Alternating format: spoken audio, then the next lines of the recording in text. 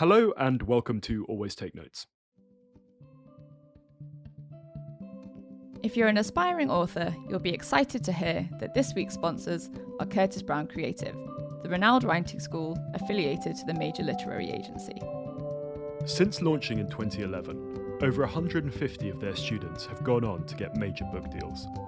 CBC run a wide range of courses covering a variety of topics and genres. If you're interested in bringing your true stories to the page, why not join their 6-week online Writing a Memoir course with exclusive teaching videos, resources, and writing tasks from best-selling author Kathy Rensenbrink. By the end of the course, you'll have written at least the first 3,000 words of your memoir and developed a plan for the rest of the book. Plus, all students will be given the opportunity to get individual feedback from one of CBC's expert non-fiction editors. Visit www.curtisbrowncreative.co.uk to find out more about all the courses on offer. Curtis Brown Creative have provided an exclusive discount for Always Take Notes listeners. You can use the code ATN20 for £20 off the full price of writing a memoir or any other 4 or 6-week online writing course.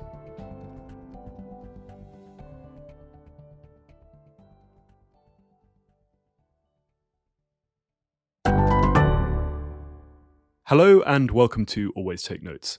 In this episode, Rachel and myself spoke with the journalist and author Sian Meades-Williams. We spoke to Sian about starting out in journalism, the origin of freelance writing jobs, her successful newsletter, and about her new book, The Pyjama Myth. It's a great episode and we hope you enjoy it. Sian, welcome to Always Take Notes. It's excellent to have you on the show. Could we start about talking about the origin story for your newsletter, Freelance Writing Jobs, how it came to be and how it evolved into the juggernaut that it is today? Yeah, of course we can. Thanks so much for having me. I actually had the idea for Freelance Writing Jobs. It was early 2018. I had the worst 6 months of my freelance career. I've been freelance for about 15 years. It was bad enough in 2017 that I had to postpone the second year of my literature MA. I couldn't afford the fees. And it just felt like a constant struggle. I hadn't been working hand to mouth for a long time. And I was really incredibly worried about what that meant for the future of being a freelance writer. And as things tend to happen in the world of freelance, when you stop worrying and kind of just relax a little bit and stop being so stressed out, work picks up again. Work always picks up again. I think most people have found that even in a pandemic, work does always pick up. And when it did, I suddenly had all of these job leads, and I'd become a pro at searching every single jobs board, and I knew where all the work was coming from, and I didn't need it anymore. So I created a newsletter, and I knew it was terrible timing for me personally, because I was supposed to be writing a dissertation about Jean Rhys, and instead I had a couple of hours to kill one evening, and I thought I'd see how long it would take to pull together, and 3 days later the first issue went live. How did you advertise it? Was it on Twitter, and how many people signed up originally? It was everything I've done has always been on Twitter. So yeah, it was Twitter, and then I think the 400 people signed up for the first one. So yeah, it's got something in it that people really, really respond to, and I think there's always been a need for it. I think since then, it's calmed down a little bit now, but since it launched 4 years ago, about 250 people have subscribed each week. It's kept on going up. So it's helpful, it's simple, it fulfills a need. It's quite funny sometimes. So it's never been anything more than a helpful resource, and I think that's part of the reason people like it. Could you tell us a bit about the mechanics of putting it together, how you go about finding the vacancies and what determines which ones you put in? Because I understand it's not everything. It's not like a complete sweep of what's available. It is not everything. Not all job adverts are created equally, and not all job roles either. So I tend to I have several different RSS feeds. I'm one of the few people I know who still uses an RSS reader. I tend to use Feedly to pull in a lot of information from sites like Indeed and stuff like that.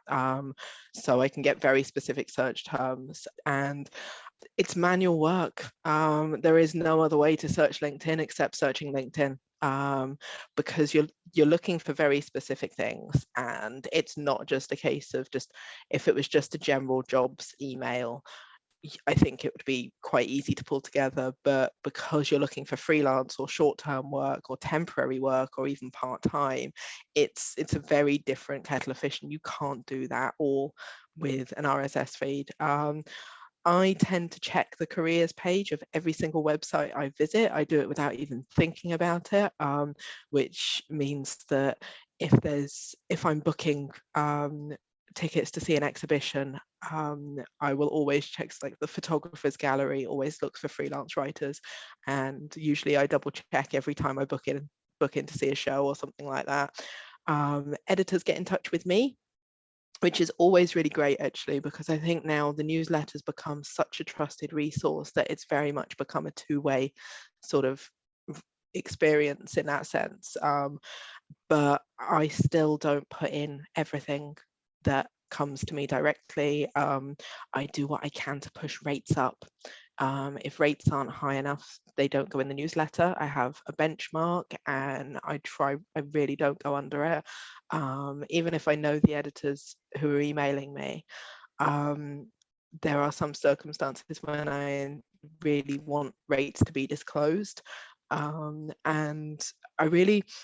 the whole point is that it puts freelancers first, and that means that sometimes editorial positions just aren't shared, because I think there's a finite amount of space. I tend to share about 20 to 30 jobs each week, and it will always be to the benefit of the freelancer, and sometimes that means some jobs don't go in.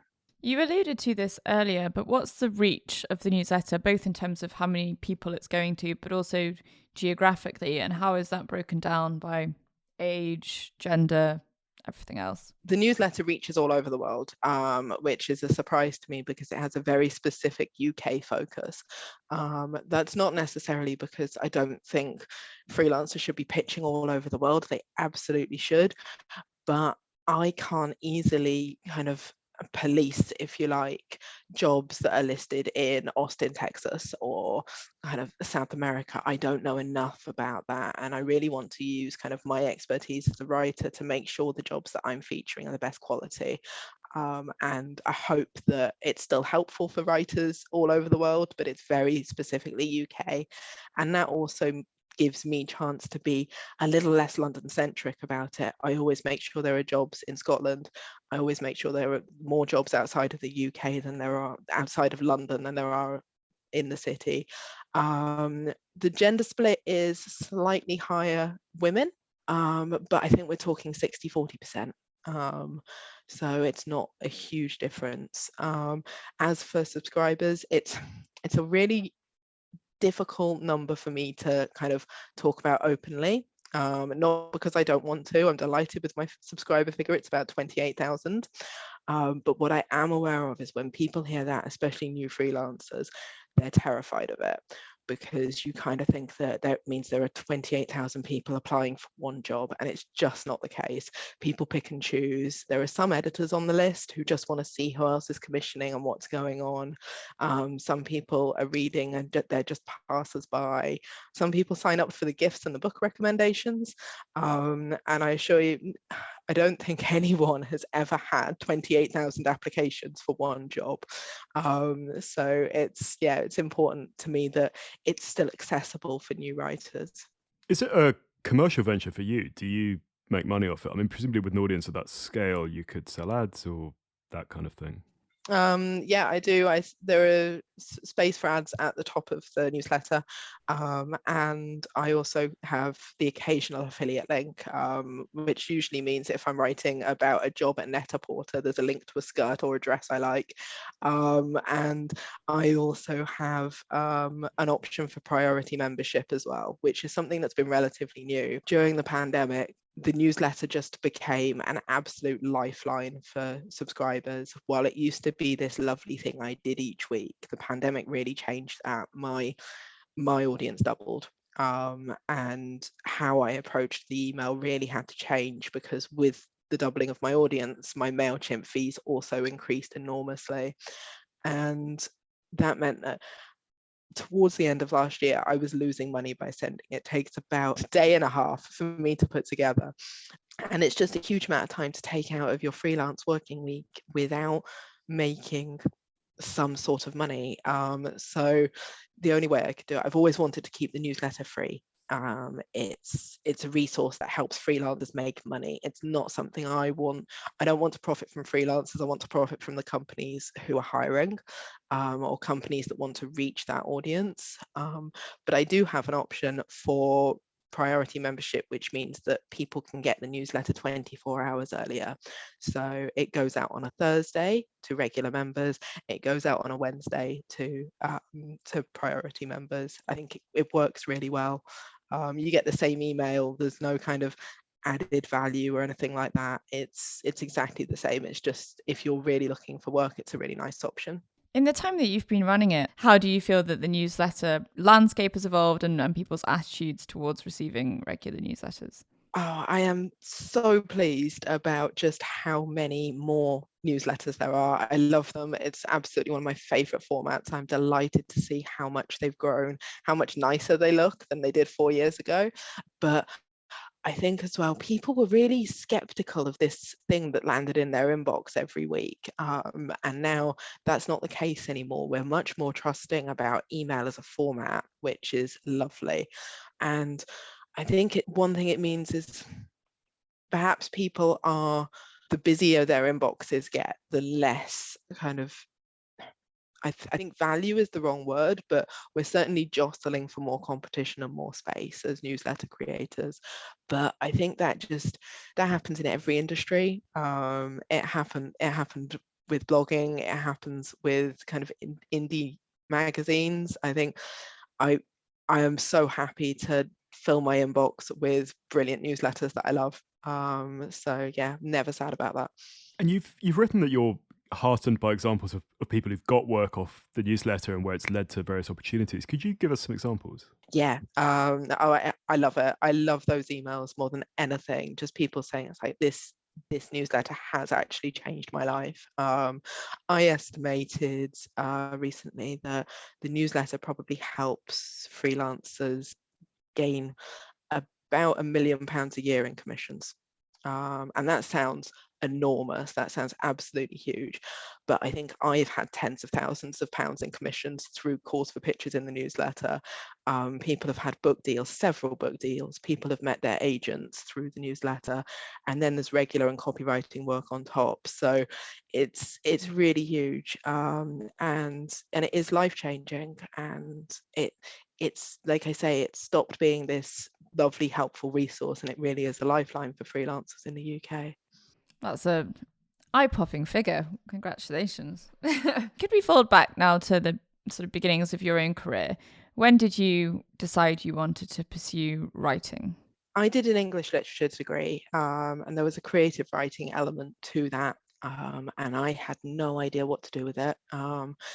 I didn't even know what to do with it when I finished university, and I applied for a job at a magazine selling advertising sales or selling advertising space. I was in media sales for a well-known insurance magazine, and I was surprisingly good at it, possibly because telesales is something that I did throughout college, throughout uni.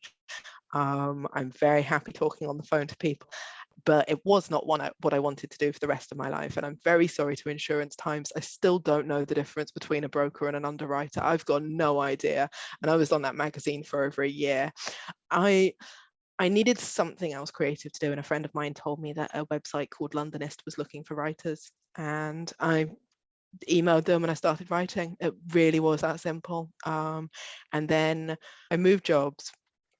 I went to work for British Airways magazine, and which was a little bit more glamorous, but not much.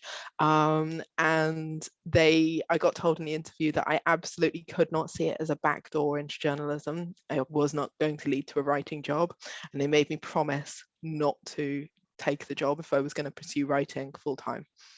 And up until then, it hadn't even occurred to me that I could. So I put it to the back of my mind, carried on writing for Londonist, and then someone offered an old editor at Londonist offered a bunch of the writers some freelance work. So that my first freelance job is one that I can't talk about because I signed an NDA 15 years ago. I'm very sorry. But it's a project that didn't get off the ground. But I did get paid for it, and it turns out it's a lot of fun. And then there was another job not soon afterwards that needed me to quit my job. And I was 24 and didn't think twice. I think when you're 24 and someone offers you a job that sounds amazing, you just take it, don't you? It lasted about 3 months. I was inexperienced and in absolutely just no position to run any sort of website. I should not have been an editor of any site at 24 without any experience. But I learned a lot. So then I was scrappy. I pestered every single person I knew for freelance contacts, for editor details, and I pitched. I don't know how I cobbled together my first pitch because I've never written it before. And I got a commission a week later. And I think I was writing about burlesque because it was the early 2000s, and that's what you did in the early 2000s. You wrote a lot about burlesque. How did you then kind of over the months and the years that followed go kind of feel your way forward as a freelancer, learning about pitches, dealing with rejection, that kind of thing? How did that journey work for you? I think I learned by getting it wrong, which sounds really disheartening, but I think when you throw yourself into the deep end, you're just trying stuff to see what fits and what sticks and finding out what works for you. And I think, to be honest, that's one of the reasons that the Pajama Myth, which is the book that came out a couple of days ago, it's one of the reasons that I wanted to write this book, because I know how hard it is for freelance writers if they don't have that steer to get it right, because there is no hard and fast rule for how to send an article pitch. No one tells you that, because it's different for every single editor. And I messed it up a lot. I did. And I think once I'd found editors and writers that I worked well with, I kept pitching them. I absolutely kept working for those publications, and I think that helped a lot. I think nowadays we'd call it building relationships. I think at the time I was too scared to pitch anybody else, because I really didn't know what I was doing, because I was 25 and just kind of feeling my way and finding my way, but there wasn't the resources that there are now. So when I launched that first pretty awful website back in, I want to say 2007 or thereabouts, we didn't have a Twitter account when we launched. I don't think I was even on Twitter. So that's, and I don't want to sound like a grandma and be that's how far back we're going, but there wasn't this place where you could just network with a bunch of writers unless you had a staff job, unless you were in that sphere. You didn't really know how to meet any other writers. So yeah, it was a very, very different time. You mentioned some of the things that worked for you and some of the things that didn't. Can you give any kind of specifics about what you learned in that period? I think now I would be less scared to follow up with editors. That it really scared me. I found it really hard if an editor rejected a pitch, and I really wish I hadn't. I wish I'd been braver. I wish I'd really tried to hone those relationships, and jump on opportunities instead of being nervous about what someone I've never met might think. So yeah, I would start there. I talk a lot in the book about my mental health when I was starting out, and I don't think I had a brilliant amount of self-esteem when I was 25, 26. I did an excellent job of hiding it, but I was struggling in a lot of very different ways. And being freelance was great because it did mean that actually I didn't have the pressure of a nine to five job, which I think I would have found incredibly difficult.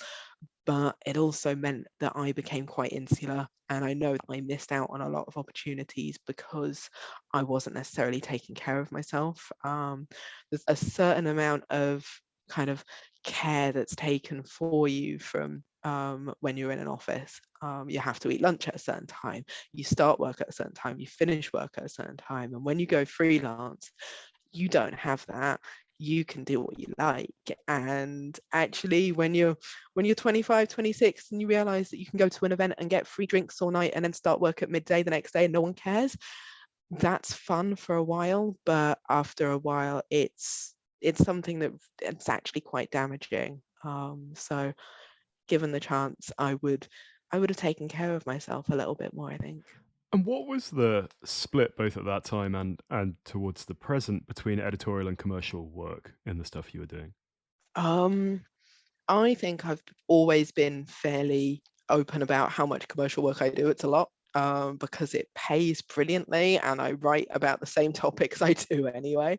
So because I've always written about kind of lifestyle, food, travel, that's a segue into commercial work that I've always been happy with. My first job at the Times was as wedding editor, which sounds like such a glamorous job. I think I've still got the lanyard they gave me because I was so proud of it. But it was commercial copy. The site section was sponsored by Virgin, I think. But I didn't care because I was writing for the Times and I was having an excellent time doing it. And I think, I mean, I couldn't tell you the split, but even now, one of my favorite freelance clients is a commercial magazine. But I'm looking at the content that they share, and it's the line between commercial and editorial blurs very much in lifestyle, and it's one that I think has changed in many ways for the better, because I think it means commercial content has got a lot more interesting. And it's not just I don't think you can just whack advertorial on something and people are buying it anymore. You really have to try and write interesting commercial content that people are willing to spend time with. And I'm very pleased to see that people are investing in that and investing in quality writing in that sense as well. Something that we always ask about on the show is money, and luckily your book talks about money quite a lot, which Simon in particular, I'm sure, loves to see. Would you say that the commercial stuff is an essential part of your kind of portfolio, and would you feel comfortable losing it and doing just kind of journalism, or do you think actually it's quite a crucial part of your income and the way that you deal with your finances? I think because I have so many different projects that I work on, the commercial side of what I do really helps pay for that. I didn't work for the first 2 months of this year because I was busy promoting a book. I was busy trying to write a novel, and enter the first 3 chapters of that into a competition. The thing that helped me be able to do that was the commercial work. And I don't think you can do that if you're writing for an excellent magazine that pays £150 a pop. You don't have the time. And if I'm being paid £1 a word to write a commercial piece, that just makes sense to me. And I think a lot of journalists feel the same way. There are some that don't. There are absolutely writers who make a brilliant living just writing features. I say just, I don't mean just, I mean solely writing features and editorial, and I think they're incredibly talented. I like the balance that I have. I like the extra time that it affords me. And I really like my client work as well. Last year, I spent a really long time working on a lot of interesting case studies for spirits brands. I spent a good 4 months writing about Scotch and whiskey, and that was really fun. Last week, I was interviewing a goat cheese maker in the UK. So these are all things that I would do as a writer anyway. So I think writers really need to be more honest, or freelance writers need to be more honest about how much commercial work they do. We've got into this idea that it's this taboo thing to do, and I don't think paying your rent with editorial is taboo, and I think people should just get paid and be happy and proud of the work they're doing. And if you're not proud of the work you're doing for commercial clients, I would question why do it. And I share it as much as I do any other. So And do you do it under your name? yeah, I do. Yeah. Right. Yeah, absolutely. I don't. There are some places that don't put your name on commercial work. There are a lot of places that do that, and it always makes me a bit sad because it's been written by someone, and then the brand will come along and just go, "No, we want it as an all-encompassing brand name," which is a little bit odd. But yeah, where possible, I put my name on it. I'm more than happy to. You've talked in your book and elsewhere about, making those first steps as a freelancer and making some kind of financial misjudgments. Would you be happy to kind of elucidate those to listeners? Yes, I can. I don't think I've actually talked about it properly this year, so this will be fun. I talk in the book about the time HMRC told me I may have to declare bankruptcy. And if we're talking about the biggest mistake I made when I was a young freelancer, that was it. Not taking my finances seriously and thinking that HMRC would have been incredibly impressed with my candor as I called them up, and I was just like, "Hello, I'd like to be on a payment plan, please." And they were just like, "No." And I was like, "Well, what do I do if I can't pay this bill?" And they were just like, "You will have to declare bankruptcy." And even now, saying that out loud makes my blood run cold.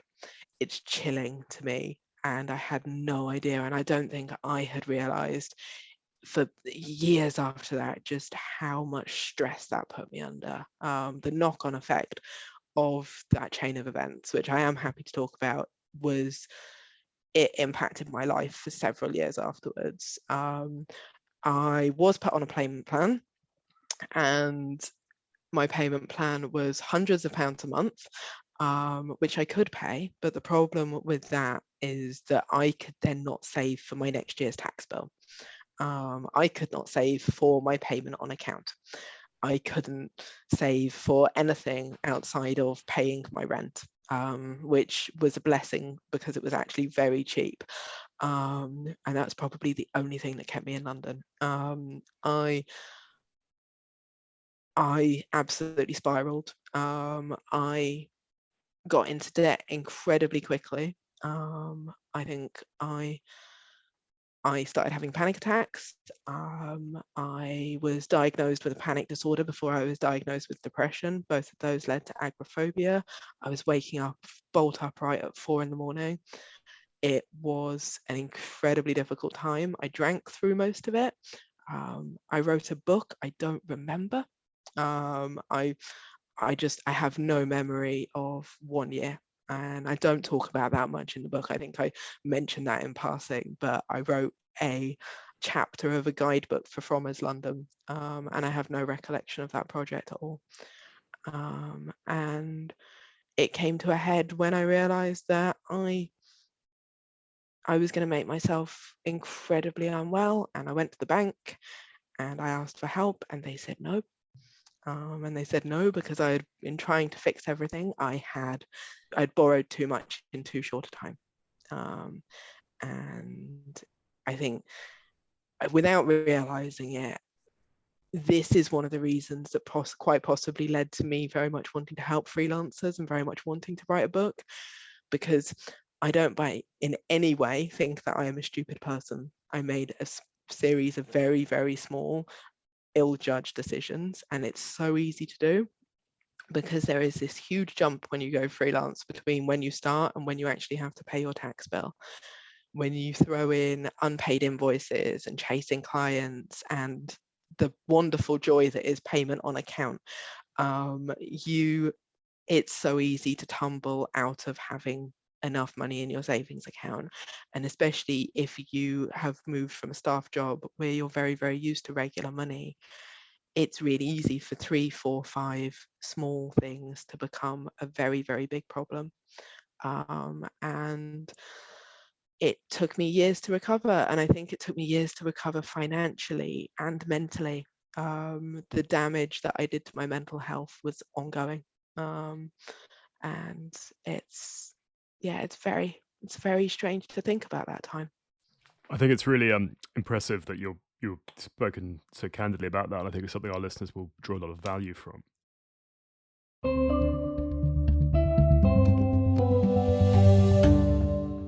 Hello, it's Artemis, the producer of Always Take Notes. I hope you're enjoying Simon and Rachel's conversation with the journalist and author Sian Meades-Williams. It's time for the next instalment of our segment. As you know, in this segment we share bonus material from previous guests of the show. They answer one of 3 questions. What's a piece of advice you wish you'd had at the start of your career? When is a time you failed? And what's the most important trait someone in your profession can have? Because their answers weren't included in the main interviews that Simon and Rachel did with them, we're hoping that they give you some fresh insight into the careers of some of the fascinating guests we've had on. So, without further ado, here's the editor of The Athletic, Alex Kajulski, on a time in his career he failed. When in my career have I failed, and what did I learn from it? Wow, that is going to be a long list. What springs to mind is when I was at the Mail Sports Desk, when I was really, really near the beginning of my career. I was put in charge of this cricket scoreboard, and I completely screwed it up. And my boss called me, and I was like, how the hell am I going to get out of this? And I over-apologized. I apologized so much as if like I'd probably caused some harm to his family. And I think he was completely taken aback and didn't know what to say. And so I learned that when you mess up, own it, because then people can't be as angry with you. That was Alex Kajulski. And if you found what Alex had to say interesting, you can listen to our full episode with him via our website now. Now back to Simon and Rachel's conversation with Sian Meades-Williams.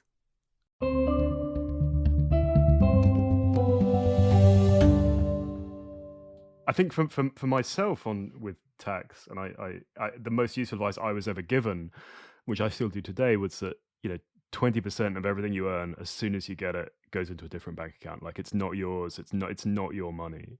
I mean, what do you think the way to sort of future-proof yourself against, as you say, this lag between when you earn? What do you think is best practice for a freelancer in that situation? I think that is best practice. I really do. And I think it's also one of the hardest. I mention it in my book. I think I even suggest saving 30% because you will get stung by payment on account, and you will also get stung by national insurance. And if you have a student loan, that comes out as well. It feels like a lot, but you're absolutely right. It's not your money. It's just it. I think one of the problems is that it's very easy to dip into that account, and it's very easy to dip into that account because you think that that repeat client is going to come back, and then they don't, or then something happens, or then like I had to yesterday, you unexpectedly have to take your cat to the vet, you lose money on a holiday, there's drama that you just don't foresee coming, which happens because it's life. And before you know it, you're £400 down for the month. And that's not a lot, but it is a lot a month before Christmas, and then you don't get paid by a large client because obviously no one thinks to pay their freelancers before Christmas. So then you have to wait till the next payment run, and suddenly you're £2,000 down, and it's so easy to dip into that savings account. It is so easy. I think now HMRC make it a lot easier to pay by direct debit. And while I'm all for having savings actually making interest in my own account, I think they need to be clearer about the benefits of paying by a direct debit. If you're not in arrears with HMRC, you can just send them money each month. If you haven't sent them enough by the time your tax bill's due, they'll just ask for the remainder. If you sent too much, they'll send it back. I think that's a really good option if you are terrible at, I don't want to say terrible at spending or terrible with money, because I think it's so negative. And what managing money isn't easy. Managing money for freelancers isn't easy. There is so many struggles and challenges that come with it. And these days I have about 4 different savings accounts. I really do put my money in several different pockets. I rely heavily on Plum, which is a savings app that just takes out a little bit of money each week that I don't even notice. My bank is set up with Save the Change. So every time I spend like £3.98 or something, that little extra 2p goes into my savings account. It sounds like nothing, but I think that together that probably saves me thousands of pounds each year without me thinking. And I've set up the smallest standing order I possibly could each week.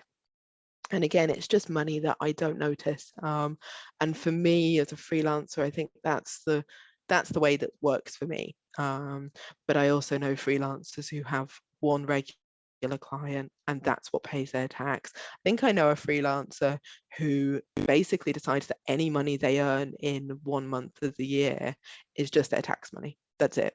A lot of freelancers take advantage of people being on holiday in August and picking up shifts at newspapers, and they just decide that August is their tax month, and the work they do, the extra work they pick up, usually covers the bill. So I think it's deciding what is right and what works for you and your spending habits, and just realizing that it's a very movable feast. And I think I now know that being forewarned is forearmed, and I can't ever leave my tax return until the last minute. I need to know what I'm saving for, and I need to be on top of my money. I need to know how much I'm invoicing. But also, one of the best things I did was make sure I had an idea of when that money was coming in. There is nothing worse than taking on a bunch of work in, say, the last 3 days of a month, writing on a spreadsheet that you're going to get paid the next month when you won't, because it's the end of the month. You're not going to invoice in for work at the end of June until July. You won't get paid that until August at the very earliest. If you've got a shonky client that always pays late or thinks that 90 days payment terms are acceptable, it's September, October before you're seeing that money. And I think I needed to take responsibility for that. And it was the best thing I did for my mental health, just to be honest and face it head on and approach it like my freelancing as a business. And it worked, it helped. In terms of working that out, obviously with clients that you've worked with before, you have a sense of how, efficient they are and how quick they are to pay you. When you're working with new clients, do you just assume that they'll be slow and then you have a pleasant surprise if it lands in your account sooner?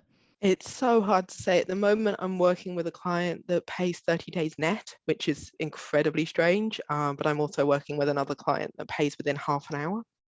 I really think it changes from client to client, and there is no one size fits all, but it absolutely dictates which clients I work with now, because as depressing as it is usually the larger companies that are terrible at paying, and that hasn't changed for 15 years.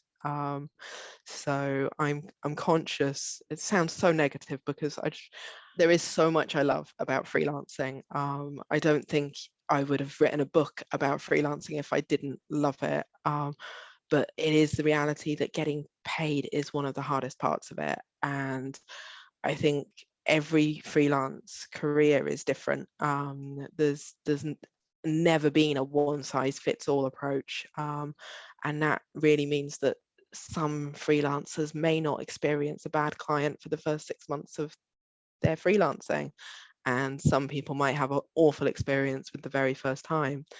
I think what is a big surprise for a lot of staff writers is when they go freelance and they still experience people not paying them. And it's the companies that they've been working for and taking a salary from, and then they're on the other side of it. And they can speak to Kate or Dave in accounts, but they're still waiting for their money in the same way all freelancers are. So it's really frustrating. Sean, a question I wanted to ask, which is less in a sense about your work, but about more the kind of advice for freelancers space, is that which I think is a commendable activity and really important. But one thing that I sometimes think is there's a lot of focus on the kind of micro aspects. So in terms of how to pay one's taxes, as you've alluded to, in terms of pitching, stuff like that, but less of a kind of discussion of some of the bigger questions. And I know you have a section in the book which is a kind of like, what's it for purpose? Where is this going? But I think, in a sense, I think this is in some ways an extension of the commercial versus editorial question that we had before, in that given that commercial work, as you said, is much better paid, it's more abundant and things like that, it can be, particularly in those, when you're kind of scrabbling and making your way, that can draw people in. But I think that there is an opportunity cost in that, and that can draw people away potentially from some of the stuff that they've wanted to be a freelancer for or to achieve. And I think for me, and speaking only personally, the thing that I find that the kind of fundamental trade that makes the insecurity or things like that worth it, or I think perhaps my kind of broad complex feelings about institutions are part of it, but is the opportunity to pursue your creative aspirations or your dreams, to use a big word. So for me, it would be wanting to write big magazine pieces or writing books and stuff like that. And I sometimes feel that those larger questions can get a bit lost, and that particularly, it's great if someone's able to support themselves in any capacity, really, but that because there's more commercial work and stuff like that available, that can almost suck away the time and the opportunity that you could be applying to do other stuff. I mean, it's a whole area I'm aware, but what are your thoughts on that piece? I think one of the things that you mentioned that I talk about in the book is defining your own success. And I think that plays a big part of it. And I don't think I necessarily realized when I started out what that meant to me. I think I'm still trying to define what success as a writer means to me. And I used to have this big list of dream cover stories and bylines that I really, really wanted to shoot for. And I really had to ask myself what it was I wanted. And I remember someone saying to me, to what end? And I try really hard to remember that. So I say, what is it that I'm actually searching for? Is it the recognition from being in a publication? Is it being able to tick something off a list? Or is there something very different driving me? And I think as a freelancer, what I look for is often financial security, is often feeling really, really creatively inspired. It's also something that's a little bit more minute than that as well. I really want to feel great about my job every day. And that is incredibly hard to pin down. But sometimes that means, as I did this morning, going for breakfast with an editor and having a really lovely time and meeting her child for the first time because she had her baby at the start of the pandemic. And he's 2 now, so she just appeared with an actual person. And just the freedom that freelancing gives you is something that is such a great thing. Freelancing at the moment now means that I can write novels instead. So I guess what I'm saying is it is different for every single freelancer, and we have this dream ideal of what a freelancer life is supposed to look like. And I'm going to be honest, I think that is especially so for women. We are supposed to be girl bossing everything, and it's exhausting, and it's always in pink on Instagram. It is incredibly hard to kind of figure out what it is that you want. And I think it changes throughout our careers as well. I've moved away from magazine journalism ideals because I've always been a digital writer, and yet there's still this pang when I think, I wish I was writing more for magazines. And actually, I still love the immediacy of digital. And figuring that out for yourself doesn't happen overnight. And I think now I just ask myself how I want my freelance career to feel. And I think it's a little bit more relaxed than it ever has been. And because I used to be an absolute undoubted workaholic, this is a very, very new change of pace. It's very weird to say I'm no longer a workaholic when I've just published a book, because I don't think those two things necessarily go hand in hand. But I'm just conscious of everything around working for myself that makes it such a joy. And whether that means I'm writing commercial work or creative copy or editorial, I don't think the question is kind of what am I giving up? It's, for me, it's what am I gaining? And that changes every month. Sometimes I want to do a really, really interesting editorial piece and I will make space for it. Sometimes I really want to go on holiday and I will make space to pay for that.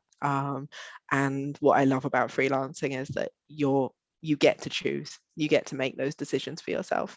Could we talk now about the Freelance Writing Awards as well as the Freelance Writing Jobs Fund? How did those two ventures come about?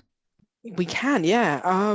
So the Freelance Writing Fund came from just wanting to do something for other freelancers in the pandemic. For anyone listening who isn't aware of what it is, I set up a fund, and I'm using fund in inverted commas there because that's what it's called, but it's not a not-for-profit. I just decided in the first few months of the pandemic to give some of my profits. I think I gave 50% of 1 month's profits from the newsletter to other writers, and mentoring. Other people chipped in. There was someone who donated a significant amount of money. So we were able to do mentoring for, I think, about 12 writers, with a small amount of cash as well. And I did it last year as well.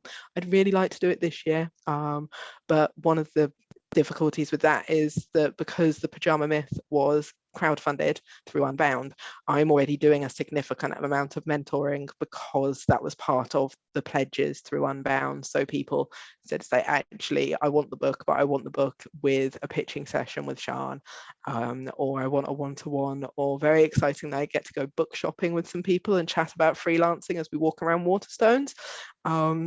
So it's timing that I think is the issue this year. So I think it'll run a little bit later this year if it does. But it's something that I very much want to continue, just because I really believe that once you have a large community, you can do good with it, and that is what I want to do. I'm very lucky to be in I really, really love the trust that freelancers give me, and I really want to do something with that. I think a lot of responsibility comes with having an audience that is tens of thousands strong, and I can do good. And I think the Freelance Writing Awards was largely for similar reasons, or more cynical reasons as well, but we can talk about that too. I really wanted to do something to help freelancers feel less rubbish after probably one of the worst years of their career. And I spent a lot of time last year applying for awards, and it's expensive. It's really, really expensive. It's really expensive as a freelancer. So if you want to apply for a PPA award, and you're a staff writer, your editor or somewhere in your media institution will cover that fee for you. And when you're freelance, they won't. And there are several reasons, largely because you probably also write for their competitors. You will take the trophy home with you and they won't get to display it in their boardroom. And it doesn't make financial sense for them to do that, which means that I think the PPA awards are £380. There is no concession for freelancers for that one. And then you have to pay to go to the party, which is about the same amount of money. And I've eaten those dinners. They're fine, but that's not what you're paying for. So it's very much pay to play. And it's rubbish for freelancers to be shut out. And so many media companies talked last year about how valuable freelancers had been, while they cut budgets for freelancers, while they insisted freelancers worked for less money, and they still don't get invited to the parties. So rather than waiting for someone to invite us to the party, a fellow freelancer, Anna Cadrea-Rado, and I launched our own awards. Could you tell us a bit about those awards, about how you devised them and what the reaction was like? It was a brilliant reaction, actually. And it's also one of the most exhausting things we've ever done, both of us. We took a month off afterwards. You can't run an awards with two people. Like you need a team. And we learn a lot about doing that. But we also love working together. We've run events together before. We've both got books out on the same topic. So that was a joy. Very unusually for any sort of awards, we paid our judges. We didn't pay them a lot, but it was really important to us that if we were going to ask editors and freelancers to be part of something that celebrated freelancers, they needed to be paid. The awards were free, which was the biggest issue, I think, for us kind of financially. Like Anna and I didn't make money. We had sponsors, but that went to paying the awards. It went to the prize money. And at one point I was wrangling 107 spreadsheets. It was a big day. I was dreaming in Excel. But it was a really, really lovely thing. Everyone really understood what we were trying to do and the community that we were trying to create, and some of the mentoring that we set up is still going on almost a year later. We just asked some editors to have chats with some of the people who'd been shortlisted for the new Freelancer Award, and they're still doing that mentoring. It really meant a lot to people. And I know that it's helped some people actually get their dream jobs. So being highly commended for a Freelance Award was really instrumental in someone getting their new job, which it's fantastic. And I think that's one of the things that we know is really vital for freelancers, especially new freelancers, especially freelancers who don't live in London. Those connections are really, really important. So when people are shut out, when people don't get invited to the parties, that has an impact on people. And the majority of our long list and our short list were based outside of London. So it really, it stopped just being this London-centric media fest. It was about the wider community. And I loved it. And I loved turning Anna's living room into a makeshift studio for a live event that everyone said we must have been practicing for hours. We weren't. I was late, and we were eating chips about 5 minutes before we went live. So because we were hungry, it was 6 o'clock. But we had a great time, and yeah, I really loved it, and I was really proud of it. We're coming towards the end of the time, so a kind of question for me, and I don't mean this to sound glib, so you can interpret it either as literally or kind of metaphorically as you like. You mentioned, obviously, in the title of your book as the pajama myth. What do you find the pros and cons of working in your pajamas are? I really think pajamas, if you're going to work in them, have to be clean on. Just staying in what you wore the night before and not showering, it's horrible. I don't think anyone does their best work like that. It doesn't stop me from doing it, probably 2 days a week. But I think just one of the best things about being freelance is being comfortable where we work and in how we work. And again, I think that goes back to the whole idea of perhaps the opportunity to work in your pajamas isn't necessarily a definition of success, but the opportunity to have that freedom and autonomy in our own lives certainly is. And just to trust ourselves to do the best work. And sometimes that means I'm curled up on the sofa writing in a notebook with the cat. Sometimes that means I'm working at 4 a.m. and I probably shouldn't be. I probably should have gone to bed. It's just comfort makes us all work better, and I don't think that comfort always comes from an open plan office, does it? As a final thing for me, and kind of extending from Rachel's question, what do you think about the routine and the pros and cons of routine as a freelancer? Now that I've got a really set space in my week, the newsletter has to go out on a Wednesday afternoon. I really like having this little set time that it's a deadline that I have to meet. So my routine is set and structured by deadlines. And I think that's the case for most freelancers. If you'd speak to anyone who doesn't freelance, they just assume that you're writing for 30, 40 clients each month, you're dashing here, there and everywhere. And that's true for a lot of writers, but often freelancers tend to have kind of like 5 or 6 solid clients that they regularly write for. Any others are just a bonus. And we're constantly pitching work, but I do find that we're a lot less here, there and everywhere than people expect, especially at the moment. My routine is generally now that I do everything I can to finish work by 6, until I realized how prescriptive that was getting. Now I've realized that actually I really like an exercise class that takes place at 11 o'clock on a Tuesday. So I just interrupt my day and I head out into town, and that suits me just fine. I love running in the middle of the day. I stopped at 4 o'clock to play Mario Kart. I'm flexible in doing what needs to be done, I guess. I really love my job, but I really love it when it fits around my life now. That's a fitting note to end on. Thank you so much, Sian, for your time, and all the very best for everything going forward. Thanks so much for having me.